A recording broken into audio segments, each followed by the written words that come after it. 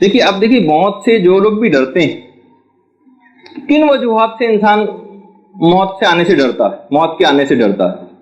دیکھیے بہت سے لوگ اس وجہ سے موت سے ڈرتے ہیں کہ وہ موت کو ایک فنا اور ایک خاتمے کی چیز سمجھتے ہیں.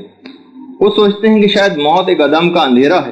جی نہیں، یہ جملہ ہے علماء کا کہ موت ایک درخشاں زندگی ہے، اس میں لذتیں ہی لذتیں ہیں، مسرتیں ہی مسرتیں ہیں، اور ترقیاں ہی ترقیاں. یہ جملہ ہے علماء کا.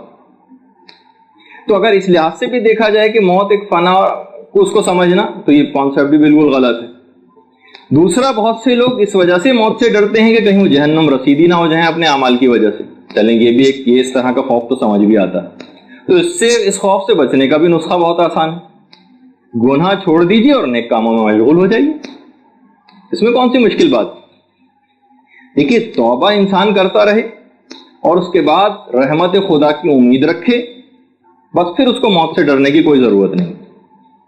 پیغمبر اسلام یہ بات بھی ارشاد فرماتے ہیں کہ جن کاموں کی وجہ سے تم موت کا آنا ناپسند کرتے ہو انہیں فوراً چھوڑ دو. جن کاموں کی وجہ سے تمہیں موت ناپسند ہے نا، ان کاموں کو چھوڑ دو. تو بہت آسان ہے. تو جن لوگوں کا خوف جہنم میں جانے کی وجہ سے موت سے ڈرتے ہیں وہ لوگ، ان کے لیے بھی بہت آسان ہے کہ وہ گناہ چھوڑ دیں اور نیکی کی طرف متوجہ ہو جائیں.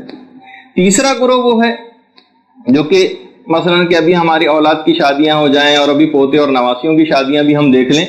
چلیں اگر اس وجہ سے بھی وہ موت ان کو بری لگ رہی ہے کہ یہ سب چیزیں اور خوشیاں دیکھنا چاہتے ہیں، تو پیغمبر اسلام یہ بات بھی ارشاد فرماتے ہیں، انشاءاللہ اس پہ بھی ہماری آئندہ گفتگو ہوگی، کہ روح جو ہے نا مرنے والے کی، وہ دنیا کے حالات کو بخوبی دیکھتی ہے. تو یہ سب چیزیں آپ کو اس کے بعد بھی مہیا کر دی جائیں گی. یہ سب چیزیں، اس کی اطلاعات آپ کو ہم آگے چل کے تفصیلاً ذکر کریں گے بھی کہ ان سب کی اطلاعات آپ کو دی جاتی ہیں. بہت سے لوگ اس وجہ سے موت سے ڈرتے ہیں کہ ہمارے بعد ہماری اولاد کا کیا ہوگا، جبکہ کتنے دنیا کے لاکھوں کروڑوں لوگ ایسے گزرے ہیں کہ ان کی اولادوں نے اپنے والدین کے مرنے کے بعد ان سے کہیں زیادہ بہتر زندگی گزاری. بہت سے لوگ اس وجہ سے موت سے ڈرتے ہیں کہ جناب خدا نہ جانے ہمارے ساتھ کیا سلوک کرے. یعنی ان کو ایک مبہم سی کیفیت ہوتی ہے کہ جانے ہمارے ساتھ نہ جانے کیا ہوگا. تو پیغمبر اسلام کی وہ حدیث دماغ میں رکھیں کہ پروردگار عالم 70 ماؤں سے زیادہ محبت کرنے والا ہے. اور یہ بھی حدیث قدسی کے اندر ہے کہ جیسا گمان ہوگا ویسے ہی پروردگار عالم آپ سے برتاؤ کرے گا. اگر آپ کو اپنے گناہ بے شمار لگتے ہیں تو اس کی رحمت بھی تو بہت زیادہ وسیع ہے.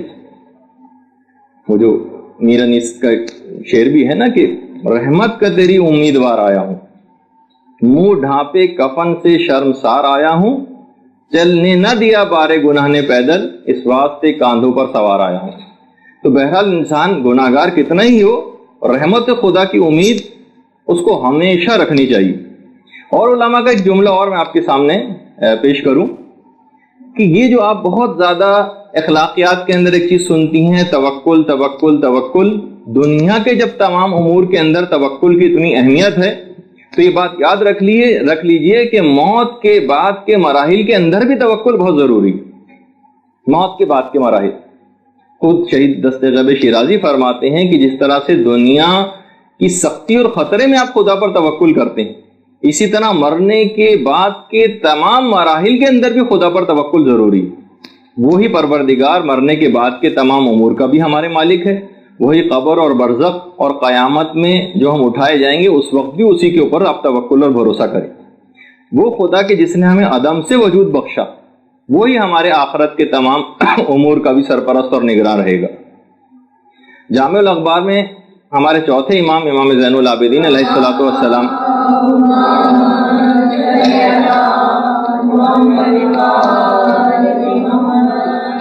کسی نے آگے پوچھا کہ ابن رسول اللہ، امام سے ایک چیز آ کے پوچھی گئی کہ مولا کیف اصبحت یا ابن رسول اللہ، آپ نے کس حال میں صبح کی؟ تو امام نے جملہ ارشاد فرمایا کہ میں نے اس حال میں صبح کی ہے کہ خدا مجھ سے فرائض اور واجبات طلب کر رہا ہے، خدا کا نبی اپنی سنت کی پیروی طلب کر رہا ہے، میرے اہل و عیال نان و نفقہ اور کھانا طلب کر رہے ہیں، میرا نفس خواہشات کا طلبگار ہے، اور رقیب و عتید 2 فرشتے یہ مجھ سے عمل صالح طلب کر رہے ہیں، اور ملک الموت میری روح کو طلب کر رہا ہے، اور میری قبر میرے جسم کو طلب کر رہی ہے۔ تو انسان کس حد تک دیکھے کہ کتنے اس کے طلبگار موجود ہیں، تو کیا اس کے لیے بات سزاوار نہیں ہے کہ وہ اپنی دنیاوی زندگی کو بہترین انداز میں گزارے؟ کچھ ہی عرصہ تو رہ گیا، اس میں خدا جس طریقے سے چاہتا ہے اس طرح اپنی زندگی کو بسر کرے۔